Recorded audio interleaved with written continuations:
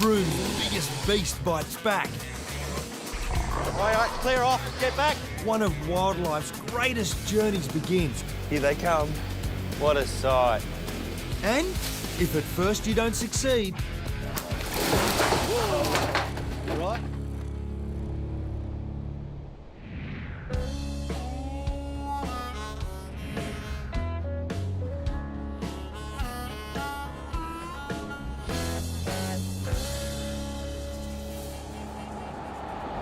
I'm excited about today. I'm on the other side of the country in Broome. I'm here to help out a good mate. He said to me, Tim, I've seen you move a few crocs before, but how about you come and help me with Bluey? Now, Bluey's not just any croc. He's a monster, a whopping 5 metres. And when I got that call, I said, I'm not going to miss out on this. this is the old Broome Crocodile Park where Bluey's been entertaining visitors for years. But today he's off to his new home outside of town at the new and improved Malcolm Douglas Croc Park. And I reckon he already knows something's up.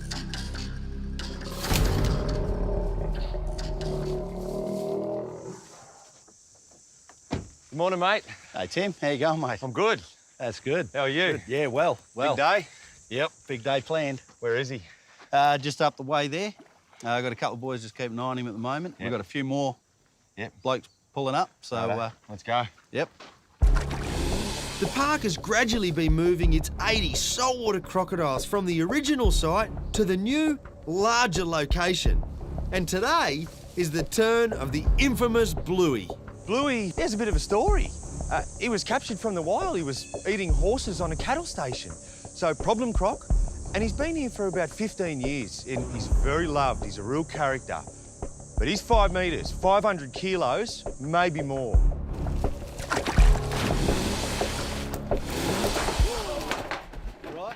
A huge team of helpers has been rounded up for probably one of the most dangerous operations of their careers. Good morning, boys. Morning. Morning, how you going? OK, fellas. Now, obviously, Bluey's a big animal, so hence the reason we need so much manpower. Essentially, what's going to happen, Chris and myself will go in, we'll get a top jaw rope on, and then Tim will get involved, and we'll get another couple of top jaw ropes on, and we'll try and get those jaws contained. Bottom line is, if we call it, just step away. Give yourself plenty of space from the animal, because if he starts to roll and thrash, it'll probably be a trip to the hospital. All right, let's go get him. This is a big move.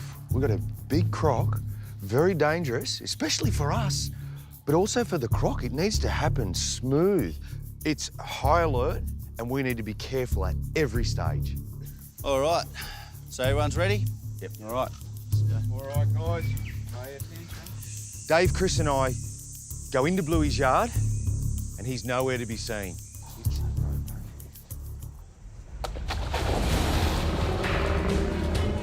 Bang! There's Bluey. He's out and he's right into position. That first rope needs to go on now. We need to have our wits about us, because a croc like this, make a mistake, you only get one chance. If we don't get those jaws contained, you know, he has the ability to grab hold of a leg or an arm, and the power of his jaws will crush straight through the flesh, break the bone, and he has the potential to literally tear that limb off. Some of it. Guys, a couple of you guys, just help us. One. Let him roll. Perfect. Get a bit of slack, guys.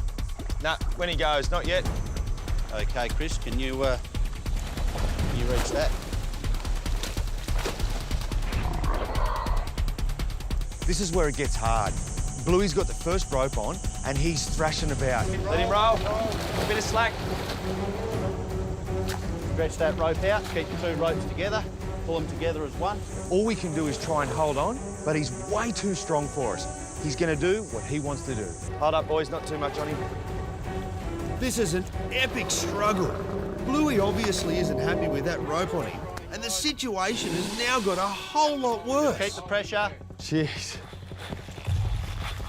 Bluey has the ropes on and he's doing big death rolls. And he hits the fence, bites it and rolls into it. He's that powerful. This is a problem because if he can't get himself unstuck, I don't know what we do. In the struggle to free himself, Bluey's using up way too much energy. Big crocs like this can build up lactic acid. That can kill them. That happens because they struggle and they stress out. Do you want us to give him a bit of slack for a sec?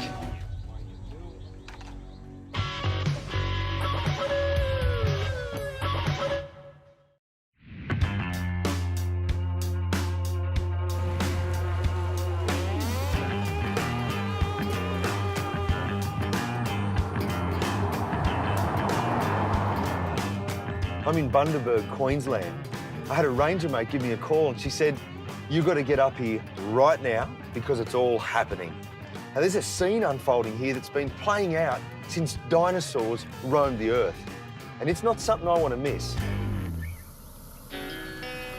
I'm here to meet Kathy Gatley, who's been working at Monrepo for nearly 20 years.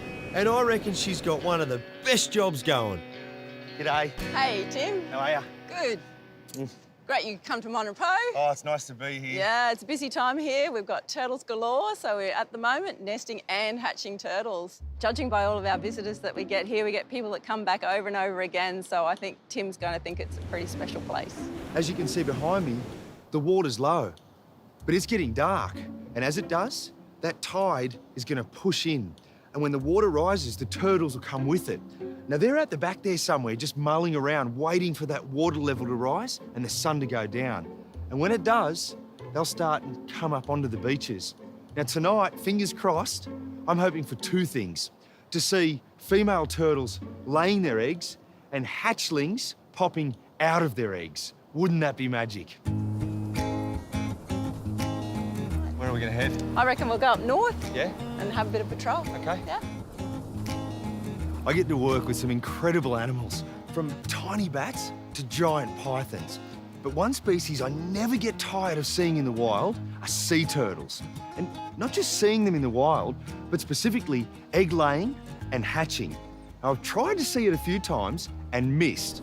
This was an opportunity that was too good to pass up. It's a very good incubating beach. We get really good hatchling success. Yep. And most of the turtles come up into that first grassed area to lay their eggs. Oh, do they? So they're not going up over the top? No, loggerheads usually stay on there. this bottom, yeah. It doesn't take long to find the first signs of what's going to happen when the sun goes down. When the females come up the beach, they stop here on the dunes where the vegetation starts. And this beach is perfect because it has a gradual slope. Now, natural disasters like cyclones can erode a beach and it can be too steep and the turtles can't lay. But this is perfect. And here is a turtle shell, some tangible evidence that there are hatchlings under the sand here, just waiting to emerge. But now it's a waiting game. The sun needs to drop, we sit tight, wait for a turtle to walk up on the beach, or little turtles to scurry down the beach. Either way, I'm excited. Nesting turtles will come out any time, sort of from dusk onwards. They like the darkness, it's safer for them. And hatchlings, it's the cooling down of the sand. So we've had a bit of rain today, so the sand should be getting quite cool, and that's when they wake up and trigger to emerge and scuttle down the beach. How many turtles have laid here so far this season? We've had around about 360 individual loggerheads. It's pretty good numbers for the season. And we've had a few just in the last week, which we call first-time nesters, so breeding for the first time ever in their life. So up on the beach, they've got no tags, no scars where they've lost a tag. So we know that they're here for the first time, which is lovely to see. Luckily for me, once the sun disappears, any concerns I had about turtles not showing up have been put to bed. Wow, you can see the line here. This is our track. Yeah, exciting. If you look at the flipper marks, you can see they're across like this from each other. So that's a loggerhead turtle. They come up the beach using their front flippers. So you can identify the species by the tracks? Yeah, yeah. All we need to do now is follow those tracks and we find a turtle.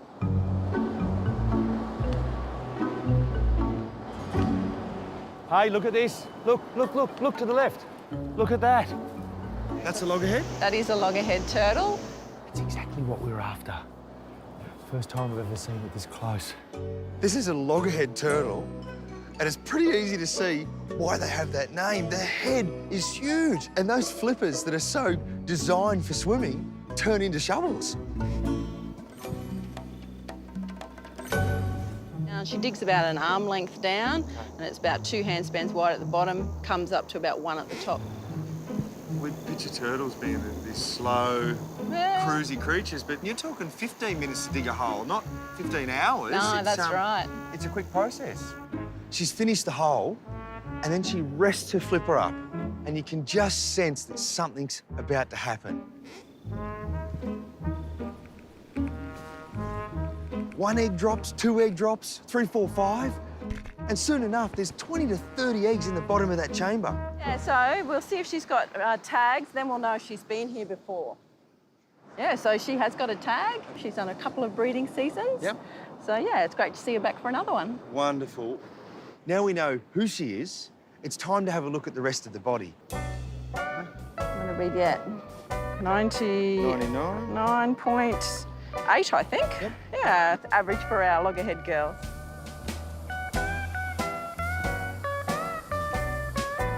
So you can see all this sand she's Yes. dug out. So she's going to fill in over her nest, so it's nice and safe. She's laid her eggs, the job's done, and now she's making her way back to the ocean, and pretty quick too. Just up the beach, we come across another expectant mother who's already started the laying process. So this is turtle number 2. Yeah. And what's happening there? So this is one of our visitor groups, come to view the turtle and learn about what turtles do. Yep, ecotourism at its best. Definitely, yeah. And all the kids are our future ambassadors. Yeah, they certainly take the messages home. This is definitely one for the bucket list. So it's no wonder this awesome spectacle attracts people from around the world, night after night during the nesting season. Okay, we find another? Yeah, let's go. Look at that, that's turtle number 3 for us. And she's a bit lost, is she? Yeah, she's heading a bit along the beach, but she should get her bearings and find her way up to the dunes. And the groups have got more? Yeah, we've got 3 more groups along the beach, and then I think we've got another 2 turtles. So, yeah, we're getting close to 10 for the night. Yeah, it's an amazing place. And I'm not tired of seeing the females laying, but where are the babies? We need some hatchling action. Yeah, so we'll have to go for a patrol and see if we can find some babies. We're wasting time. Yeah, let's go. There's still a long night ahead, and I'm desperately hoping my timing is on the button to see the first stages of life for these extraordinary turtles. What's happening there? Oh, look, Tim, we're in luck. Look at that. Holy moly.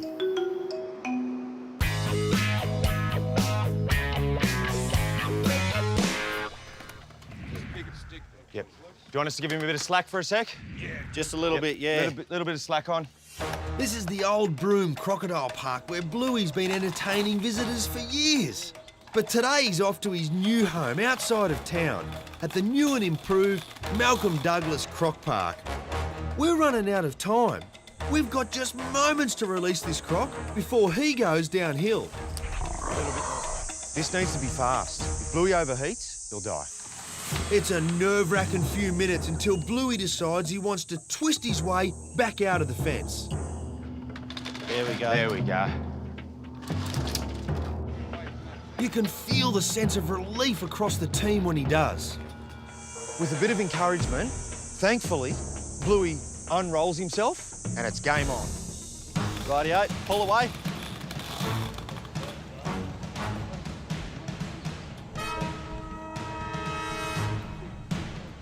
I want to try and keep him off the fence, so give him a little bit of slack. A little bit more, a little bit more. Hold on, just hold your ground. Now it's all hands on deck. Keep that pressure on Bluey. There's a few of us working in and around him. If the guys don't keep the pressure on, he's going to whack one of us. Okay, Pete, you got your cable ties? Perfect. Pop it over. Finally, Bluey's subdued.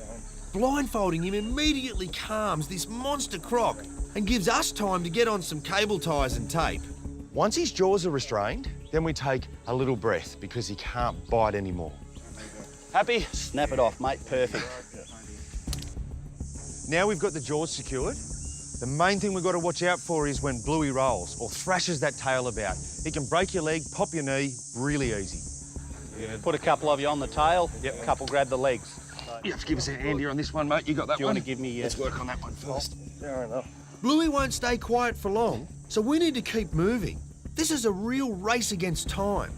Crocodiles expend energy and they need a little bit of time to reboot. So by moving him quickly, we're hoping to avoid that point where he's able to build up fresh energy and become a problem during the release. Ready? 1, 2, Go. Pull. That's it. Perfect. Turn him a bit. That went well. He bowled himself up in the fence for a minute, but he came right back out. Good capture. Okay, stop. Perfect. Now we need to move quick and get him to his new home before that lactic acid builds up, because that can really hurt him. That went well, Dave. Yeah, so far so good. Okay, fellas. Now this is the bit that's really going to test your mettle. Like I said, he's a very heavy animal, so lift safely, bend at the knees. This is going to take all of our strength. Half a ton of croc is no laughing matter. 1, 2, 3. We're a bit light up here. We've got 7 blokes aside. We've all braced ourselves ready and we've all lifted. And even though we're all prepared and ready for the lift, it's still caught everyone by surprise. Shuffle, shuffle, that's it. Okay, and down. Glad we had a few extra people. The road trip to Bluey's new home is only 15 kilometres, but every minute he stays restrained is critical. I'm sure he's stressing out. He's probably wondering what's going on. It's been a long time since he's had ropes on him and been captured. And our whole operation, of course, is to minimise that stress to him. Got a mattress for under his chest, just to stop the vibration. Now the crane lifts Bluey onto the truck and we put some wet blankets on him and a shade structure, because we've got a 15-minute journey to Bluey's new home. We need to move fast.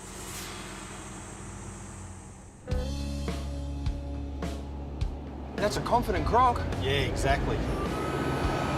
We weren't anticipating him rolling into the fence, but like we said, when they start to do it, they dictate the capture. Yeah.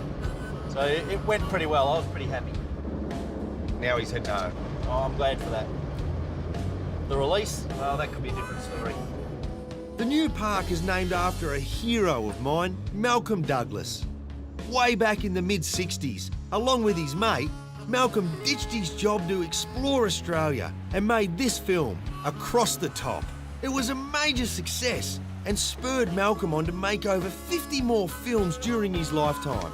That success also provided the funds to set up the original Broome Crocodile Park in 1983. Meanwhile, back on the road, we've arrived at Bluey's new home at the Malcolm Douglas Crocodile Park. Bluey has to get back in the water before his body temperature rises to the point of critical. The day's heating up really quick, so it's important we start unloading as soon as possible. When we let Bluey go, we want to see that he's full of energy. If he's not, and he's lethargic, and he just sits there, that's an indication that he's exhausted. We want to see a firecracker. That means he's got plenty of energy, and this was a success. Point his head right at the water. We've all braced ourselves ready. We just need to get those ropes off quickly, safely, and get out of his way. Rightio, Tim, we're going to get cracking on this? Yep. Okay. So his legs are free? Right. What's that tail? At this point, my stomach has butterflies. This is the part where Dave is going to cut all the ropes, cut all the tape. Some people will be on Bluey, and my job is last rope. I'll have the only rope that's holding his jaws shut, so when everything else is gone, hold on tight, and hopefully it unwraps. Hold you. Whoop, whoop. Hold him, guys, hold him. This is where someone can get seriously hurt. All right, clear off. Get back. Back behind me, Rocco. Bluey doesn't stick to the plan. As soon as he can feel freedom, whack, he's up. He's okay. Once he gets a look at that water, he should just walk straight in. It's pleasing to see him have some sort of energy. We know then that he hasn't built up a great deal of lactic acid in his body. but he still caught us off guard. That last burst, that thrash, that really was out of the blue. Here we go. Go on, big boy.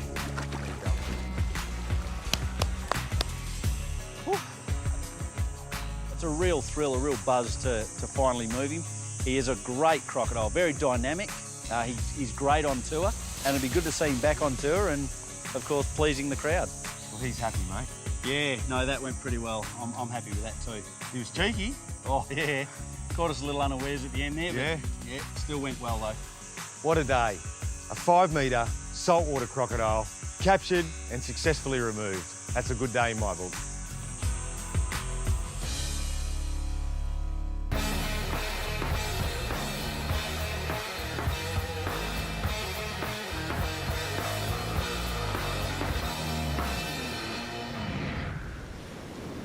Oh, look, Tim, there's hatchlings here. Oh, look wow. at that. You see the sand bubbling a little bit? All this rain, we've got a bit of a hard surface, so we'll just loosen it up a bit. I'm on Monripo Beach in Bundaberg, witnessing the next generation of the endangered loggerhead turtles emerge from their eggs beneath the sand. We should see the sand start to bubble soon. Little heads appear. Oh, there we go. Look at that. Wow. Holy moly. These little fellas' mother laid her eggs here 60 days ago, right where she would have hatched decades back. Truly one of the most amazing sights on Earth. There was 1 head, 2 head. Now there's 20. They've just exploded. And every one of them is heading right for the ocean. Here's one right at my knee. There must be 50 or 60 in there now. And as they hatch and crawl down the beach, they're put into here where they're safe. They don't get squashed. And then all at once, they'll be lifted and they'll take off. I can hardly keep up with them. Tonight, watching those females lay their eggs and the hatchlings pop their little heads up, it's a full cycle. And it's truly amazing. I do some special things in my job, but tonight, being here, just about tops it. Rightio, we ready? Here we go.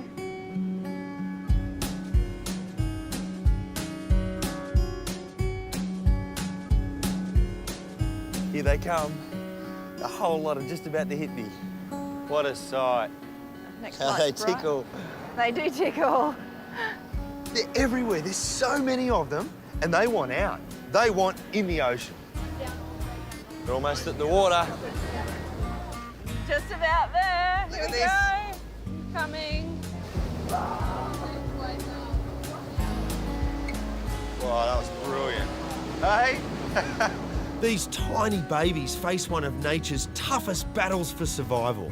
Less than 1 in 1,000 of these little hatchlings will make it to be an adult. They're off. Hopefully some of the females in this clutch make it to maturity and then return to Monripo, maybe in 20 or 30 years, just like their mother did, to lay their own eggs and start the cycle all over again. I have never quite seen anything like that. I think it needs to be said, 50% of the world's loggerhead population breeds here, and that's because of the work you guys are doing. I mean, you've been here 20 years, so you're a big part of that, and good on you. Oh, thanks, Tim.